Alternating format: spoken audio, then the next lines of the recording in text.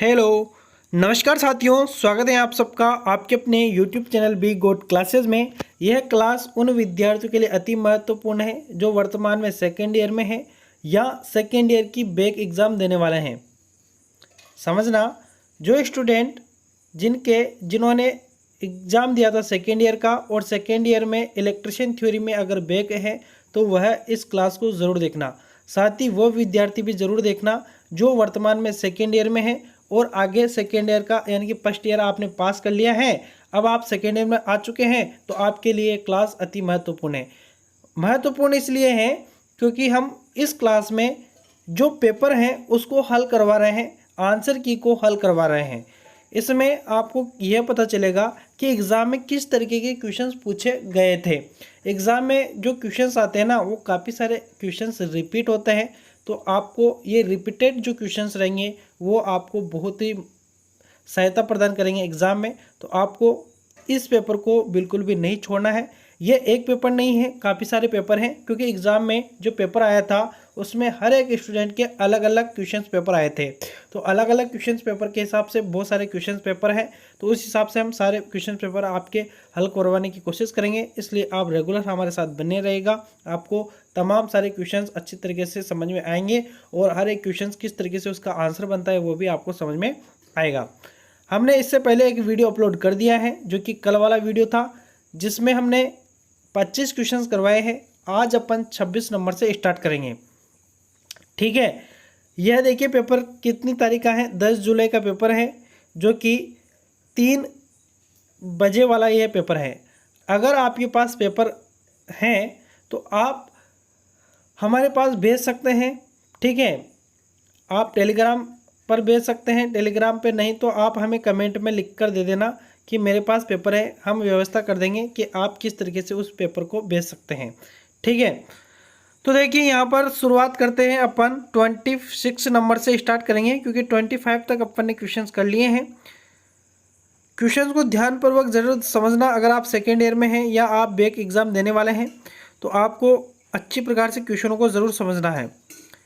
देखिए क्वेश्चंस आपके सामने हैं। यहाँ पर पहला ही क्वेश्चंस क्या कह रहा है अपन को, क्वेश्चंस कह रहा है कि डीसी जनरेटर में तरंग वाइंडिंग की विशेषताएं क्या है। तरंग वाइंडिंग को इंग्लिश में कहते हैं वेव वाइंडिंग। वेव वाइंडिंग की विशेषता ये होती है कि कम तो धारा होती है और वोल्टेज जो उच्च होता है, कम धारा और उच्च वोल्टेज होता है, कम धारा उच्च वोल्टेज होता है। अगर धारा उच्च हो, धारा क्या हो, उच्च हो, और वोल्टेज क्या हो, कम हो, तो इस विशेषता में कौन सी वाइंडिंग आती है, तो इसके लिए लेफ्ट वाइंडिंग आती है। इसके लिए कौन सी वाइंडिंग आती है, लेफ्ट वाइंडिंग आती है। लेफ्ट वाइंडिंग की विशेषता क्या होती है, धारा उच्च होती है और वोल्टेज कम होता है। लेकिन अगर वेव वाइंडिंग के बारे में पूछा गया है तो कम तो धारा रहेगी और वोल्टेज क्या रहेगा, उच्च रहेगा, ये ध्यान रखना, ठीक है। दोनों मैंने यहाँ पर आपके डाउट क्लियर करवा दिए हैं। नेक्स्ट क्वेश्चन ध्यान से देखना। क्वेश्चन से आपके सामने जो कि देखिए वो ऊपर वाला क्वेश्चन पीडीएफ का ही था, ठीक है। अगला क्वेश्चन से उद्योगों में किस प्रकार की machine multi motor electric drive के साथ प्रदान की जाती हैं, तो ये होती है रोलिंग मशीन। कौन सी मशीन होती है, घुमाने वाली मशीन, ठीक है। तो यहाँ पर ए ऑप्शन आपका कंप्लीटली सही आंसर है। नेक्स्ट जो क्वेश्चन है आपके सामने, उपकरण का नाम क्या है। उपकरण आपके सामने है, तो ये उपकरण क्या है, यह उपकरण जो है ना ग्राउलर है। क्या है, यह ग्राउलर है। ध्यानपूर्वक आपको दिख रहा होगा, तो इसको ध्यानपूर्वक समझना। यह जो ग्राउलर है ना, देख दो ऑप्शन में दिया है, एक तो ग्राउलर इसमें दिया है, एक ग्राउलर इसमें दिया है।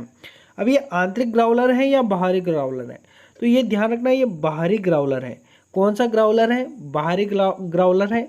और यह भी पीडीएफ का ही क्वेश्चन है, पीडीएफ के अंदर ही क्वेश्चंस है।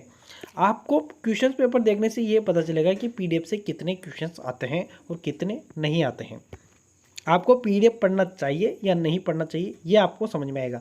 अभी तक अपन ने 3 क्वेश्चन किए, उसमें से 2 क्वेश्चंस पीडीएफ के हैं, ठीक है। नेक्स्ट क्वेश्चन आपके सामने है, डीसी मोटर की गति नियंत्रण विधि का क्या नाम है। आपके सामने गति नियंत्रण विधि दी हुई है। यहाँ पर ये मोटर कौन सी है, तो ये सीरीज मोटर है, क्योंकि D1 D2 दिया है तो ये सीरीज वाइंडिंग है, और यहाँ पर A1 A2 दिया है तो ये आर्मेचर वाइंडिंग है। दोनों यहाँ पर श्रेणी क्रम में जुड़ी हुई हैं, तो ये श्रेणी मोटर है। श्रेणी मोटर है, लेकिन यहाँ पर आर्मेचर पर क्या लगाया गया है, समांतर में रियोस्टेट लगा हुआ है। तो यहाँ पर देखिए क्या किया गया है, तो इसको क्या कहेंगे अपन, आर्मेचर। आर्मेचर के समांतर में है ना, तो आर्मेचर डायवर्टर विधि होगा। अगर आर्मेचर के समांतर में है तो कौन सी विधि होगा, आर्मेचर डायवर्टर विधि। फील्ड डायवर्टर विधि कब होती, जब ये जो सीरीज वाइंडिंग है ना, इसके समांतर में क्या लगता, ये लगता। कैसे, तो मैं बता दूं, देखिए ये अपना क्या हो गया, आर्मेचर हो गया। यहाँ पर ये क्या आ गई, फील्ड वाइंडिंग आ गई, श्रेणी वाइंडिंग है ना। इस जगह यहाँ पर क्या लगता है, ये इस तरीके से डायवर्टर लगता, इस तरीके से डायवर्टर लग जाता। ठीक है, तो ये क्या हो जाता, फील्ड डायवर्टर विधि हो जाता। लेकिन यहाँ पर आर्मेचर के समांतर में है, तो ये आर्मेचर डायवर्टर विधि है। फील्ड टैपिंग विधि क्या होती है, तो इसमें फील्ड जो होती है ना, इसमें टैपिंगें निकाली जाती हैं। और वोल्टेज नियंत्रण विधि होती है, जहाँ पर यहाँ पर जो मेन लाइन है ना, मेन लाइन पर ही क्या लगा होता है, रियोस्टेट लगा होता है। नेक्स्ट जो क्वेश्चन है आपके सामने वह है कि आई के नियमों के अनुसार मध्यम वोल्टेज घरेलू इंस्टॉलेशंस में किन्हीं दो चालकों के बीच इंसुलेशन प्रतिरोध क्या है। तो दो चालक हैं, दो चालकों के मध्य जो इंसुलेशन प्रतिरोध होता है ना, प्रतिरोध किससे मापते हैं, इंसुलेशन प्रतिरोध तो मेगर के साथ मापते हैं, मेगर से मापते हैं, ध्यान रखना। मेगर की जो प्रास होती है ना, वो 1 ओम से स्टार्ट होती है। तो यहाँ पर 1 मेगा ओम आपका कंप्लीट सही आंसर होगा। 1 मेगा ओम यहाँ पर आपका कंप्लीट सही आंसर होगा। 1 मेगा ओम से स्टार्ट होता है वो, तो 1 मेगा ओम से अधिक ही होगा, तो यहाँ पर 1 मेगा ओम से अधिक। ठीक है, नेक्स्ट क्वेश्चन से अल्टरनेटर के भाग का नाम क्या है, ये अल्टरनेटर का रोटर है, ये ध्यान रखना। और रोटर कौन सा है, सेलिएंट पोल रोटर है। 2 प्रकार के रोटर होते हैं, एक होता है सिलेंड्रिकल जो लंबा होता है इस तरीके से, ये होता है सिलेंड्रिकल जिसकी लंबाई अधिक होती है और चौड़ाई क्या होती है, चौड़ाई कम होती है।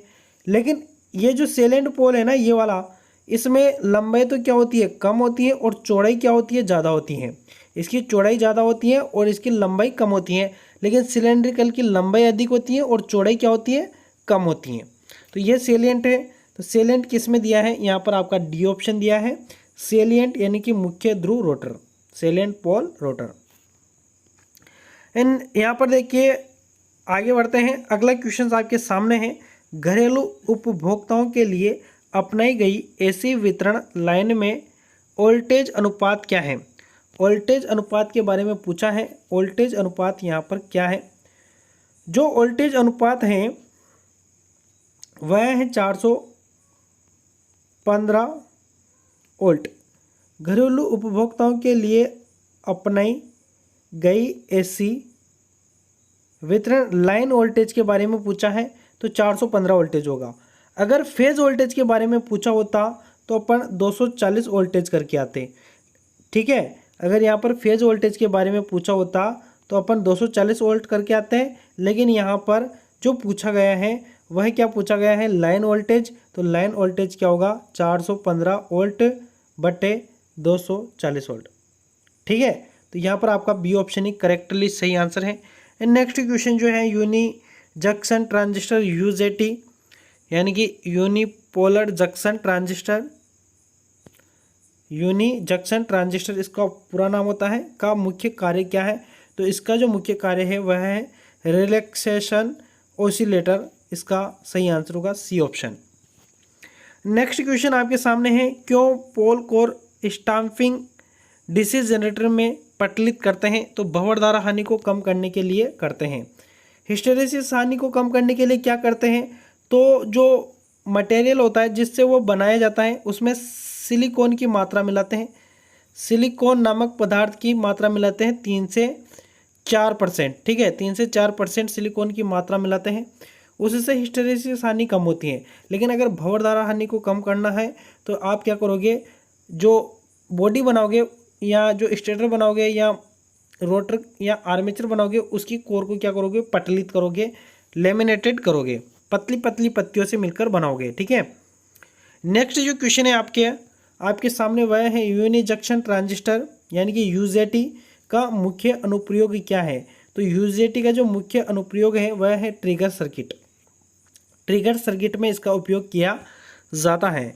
नेक्स्ट क्वेश्चन आपके सामने, किसी ड्राइव में VF अनुपात को स्थिर रखना क्यों आवश्यक है? तो इसको स्थिर रखना इसलिए आवश्यक है कि सभी गति पर रेटेड बल गुण बनाए रखें।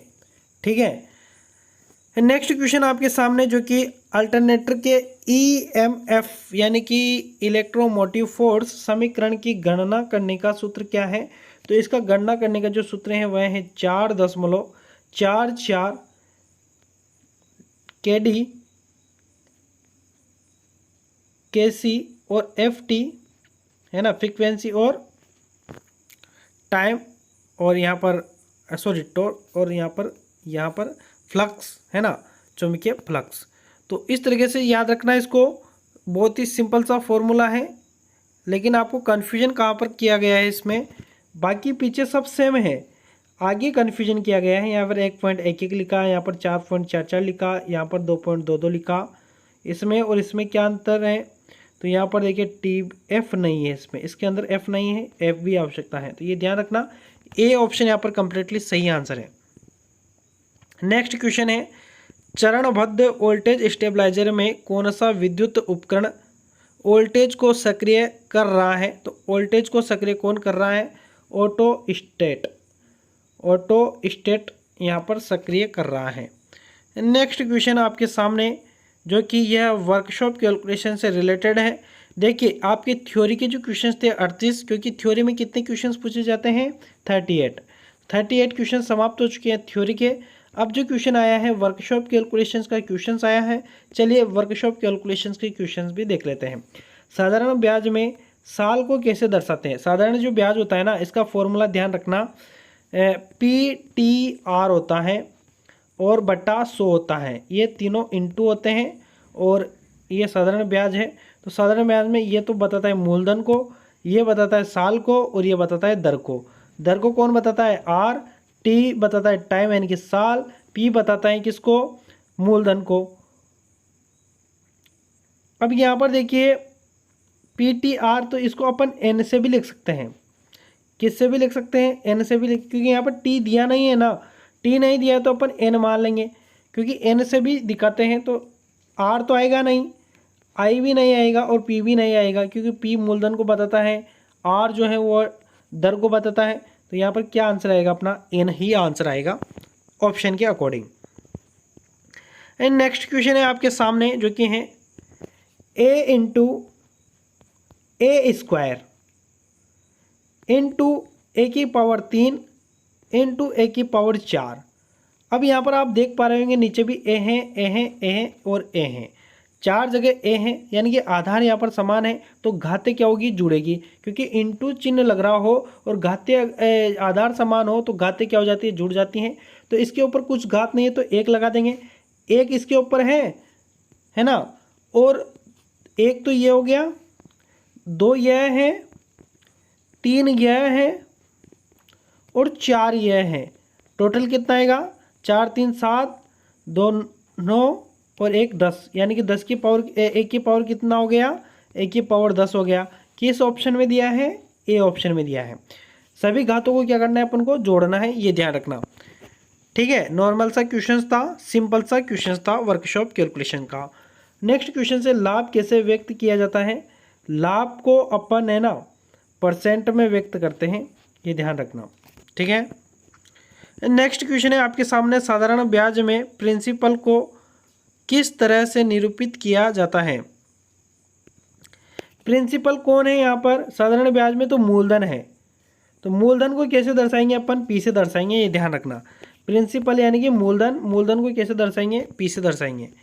नेक्स्ट क्वेश्चन आपके सामने, कौन सा प्राधिकरण दरों के अनुसूची को प्रकाशित करता है? तो यह सरकारी विभाग होता है। ठीक है, कौन सा प्राधिकरण दरों के अनुसूची को प्रकाशित करता है? तो दरों के अनुसूची को जो प्रकाशित करता है वह सरकारी विभाग होता है। नेक्स्ट क्वेश्चन आपके सामने जो कि कौन सा सूत्र है? यह कौन सा सूत्र है? सूत्र क्या है? m लिखा हुआ है बटा a है। ये 2 बार नहीं है, एक ही बार है, एक को हटा दो, ठीक है। इस एक को बताना है बस अपन को, इसके ऊपर n लगा हुआ है। जब अपन इसको हल करते हैं तो ये उठकर ऊपर आ जाता है, ऊपर आता है तो घाते क्या हो जाती है, माइनस में हो जाती है। कैसे होगी, a की पावर m तो है जो है, लेकिन ये जब ऊपर आएगा तो ये भी a है, ये भी a है, तो यहाँ पर a माइनस n हो जाएगा। ये भी a है, ये भी a है, तो यहाँ पर क्या हो जाएगा, a m माइनस n हो जाएगा। तो यहाँ पर कैसा ऑप्शन है, डी ऑप्शन यहाँ पर कंप्लीटली सही आंसर है, ठीक है। वर्कशॉप कैलकुलेशंस के जो 6 क्वेश्चंस थे वो भी अपन ने कर लिए हैं। अब आ जाते हैं अपन इंजीनियरिंग ड्राइंग के क्वेश्चंस पर। इंजीनियरिंग ड्राइंग के भी 6 क्वेश्चंस होंगे, उनको भी कर लेते हैं। 3 पिन सॉकेट को पहचाने। इसमें तो आपको 2 ही पिन दिख रहे हैं, तो ये तो 2 पिन ही है, ये भी नहीं होगा, ठीक है, क्योंकि ये पंखे का होता। नेक्स्ट क्वेश्चन और नेक्स्ट ऑप्शन देखिए, यहाँ पर 3 डॉट आपको दिख रहे हैं, तो ये यही क्या होगा, 3 पिन होगा, ठीक है। इसमें से 3 पिन का रोल है नहीं, ये वाइंडिंग का होता है, सॉरी ये केबल का होता है। ये इसमें 3 दिख रहे हैं, लेकिन ये किसका होता है, केबल का होता है। 3 पिन के बारे में पूछा है, सॉकेट के बारे में, तो कौन सा अपना होगा, यही अपना सही आंसर होगा, ये ध्यान रखना। नेक्स्ट क्वेश्चन है, निम्नलिखित में से कौन सा एसी एमीटर है। एसी एमीटर के बारे में पूछा है। आपके सामने जो ऑप्शन है ना, ये तो होता है आवृत्ति का। किसका होता है, आवृत्ति। हर्ट्ज लिखा हुआ है, तो ये तो किसका होता है, आवृत्ति का होता है, एमीटर का नहीं होता। ये किसका होता है, आवृत्ति फ्रीक्वेंसी का होता है। ये होता है वोल्टेज का। किसका होता है, वोल्टेज का होता है, तो ये भी नहीं होगा। ये आपके सामने जो सी ऑप्शन में दिया है यही करेक्ट आंसर है, क्योंकि यह एसी का सिंबल है, ठीक है। किसका सिंबल है, एसी का। और ये जो आपको दिया है ना, ये किसका है, ओम का है। ओम का यानी कि प्रतिरोध का है। किसका है, प्रतिरोध का यह सिंबल है, ठीक है। नेक्स्ट क्वेश्चन पर आते हैं, प्रतीक का नाम क्या है। प्रतीक कैसा है, तो देखिए ये आपके सामने प्रतीक है। ये किसका प्रतीक है, तो यहाँ पर आपको कैपेसिटर नज़र आ रहा है, ठीक है। ये प्रतीक, ये माइक्रोफोन का है, डायनामिक माइक्रोफोन का है, लाउड स्पीकर का है, या कंडेंसर माइक्रोफोन का है। तो ये किसका है, तो ये कंडेंसर माइक्रोफोन का है, ये ध्यान रखना। यहाँ पर आपका डी ऑप्शन कंप्लीटली सही आंसर होगा, क्योंकि यहाँ पर भी माइक्रोफोन है, यहाँ पर भी माइक्रोफोन और यहाँ पर भी माइक्रोफोन है। तो ये कौन सा माइक्रोफोन है, कंडेंसर माइक्रोफोन है। चित्र को एक बार और ध्यान से देख लीजिए, मैं जूम करके बता देता हूँ। कंडेंसर, क्योंकि यहाँ पर क्या लगा हुआ है, बीच में यह कैपेसिटर लगा हुआ है, और कैपेसिटर को ये अपन क्या कहते हैं, कंडेंसर कहते हैं। तो ये पूरा चित्र जो है ना, ये वाला, ये पूरा माइक्रोफोन का ही है, लेकिन बीच में अगर कंडेंसर लगा दिया तो एक कंडेंसर माइक्रोफोन हो जाएगा, ठीक है। नेक्स्ट क्वेश्चन है आपके सामने, प्रत्यक्ष और प्रत्यावर्ती करंट के लिए प्रतीक की पहचान करें। प्रत्यक्ष और प्रत्यावर्ती करंट के लिए प्रतीक की पहचान करें। तो देखिए प्रत्यावर्ती के लिए तो ये तो होगा ऊपर वाला, तो डीसी के लिए। किसके लिए, डीसी के लिए होगा ये तो, ठीक है। ये जो है यह एसी के लिए है, लेकिन यहाँ पर प्रत्यक्ष के बारे में पूछा है। प्रत्यावर्ती तो है ही ये, ठीक है। ये तो डीसी का हो गया, ये हो गया एसी का, और एसी का मतलब भी होता है प्रत्यावर्ती। लेकिन प्रत्यक्ष और प्रत्यक्ष के बारे में, अल्टरनेटिंग करंट के बारे में पूछा है प्रत्यक्ष। तो प्रत्यक्ष कौन सा होगा, ये इस तरीके से होगा। देखिए इसमें ये लाइन है और इस तरीके से लाइन है, ये प्रत्यक्ष है, ठीक है। तो यहाँ पर आप कन्फ्यूजन मत होना, कन्फ्यूजन हो तो दूर कर देना। यहाँ पर 2-2 बार है ना, यहाँ पर ओनली लाइन से एक बार, ये एक बार लाइन है, ये 2-2 बार तो चित्र दे रखे हैं इन्होंने, लेकिन एक बार इस तरीके से लाइन दी गई है इसमें, ठीक है। और यहाँ पर क्या दिया गया है, यहाँ पर लाइन्स तो हैं, लेकिन उसके ऊपर एक और लाइन है, ये दिख रहे हैं ना, एक तो ये लाइन, एक ये, तो ये क्या है, प्रत्यक्ष अल्टरनेटिंग है। तो ये ध्यान रखना, कन्फ्यूजन अपन को बिल्कुल भी नहीं होना है, ठीक है। ये रिले का है। और आगे नेक्स्ट क्वेश्चन है आपका, जो कि है बिना स्विच पी के मुख्य फ्यूज बोर्ड के लिए चिन्ह चुने। तो बिना स्विच के मुख्य फ्यूज बोर्ड के लिए कौन सा चिन्ह है, तो यहाँ पर आप देख पा रहे होंगे, यहाँ पर यह आपका कंप्लीटली सही आंसर सी ऑप्शन। इसको ध्यानपूर्वक याद रखना, ठीक है, भूलने की संभावनाएं है उसकी। पृथ्वी का प्रतीक कौन सा है, यानी कि अर्थ का सिंबल कौन सा है, अर्थ का सिंबल पूछा है। अर्थ का सिंबल यही है आपके सामने, जो कि दिया है, यही क्या है, अर्थ का सिंबल है। बाकी अदर सिंबल भी देख लेते हैं अपन। यह 2 पोल स्विच है, ठीक है। ICDP, कौन सा, ICDP का है यह, ठीक है। और नीचे कौन सा दिया है, तो ये दिया है अपन को सेल का। ये किसका दिया है, सेल का दिया है। और आगे भी देख लेते हैं अपन, ये किसका दिया है, तो ये NO का दिया है। NO जो स्विच होता है नॉर्मली ओपन, उसका दिया गया है। आगे नेक्स्ट क्लास में जो अपनी कल वाली क्लास रहेगी उसमें अपन एम्प्लॉयबिलिटी स्किल्स के जो ये क्वेश्चन है इनको करने की कोशिश करेंगे। तो नेक्स्ट क्लास में फिर हाजिर होंगे और 25 जो क्वेश्चन बचे हैं ES के, इसको अपन नेक्स्ट क्लास में करेंगे। तो चैनल पर अगर आप नए हो तो चैनल को सब्सक्राइब कर लेना और साथ ही बेल आइकन को भी ज़रूर प्रेस कर लेना, ताकि ये जो क्लास आएगी तो इसका जो नोटिफिकेशन है वह आपको सबसे पहले मिल जाए, ठीक है। क्लास को लाइक कर देना और अपने मित्रों तक भी इसको ज़रूर शेयर कर देना, ठीक है। मिलेंगे नेक्स्ट वीडियो में, तब तक के लिए धन्यवाद, शुक्रिया।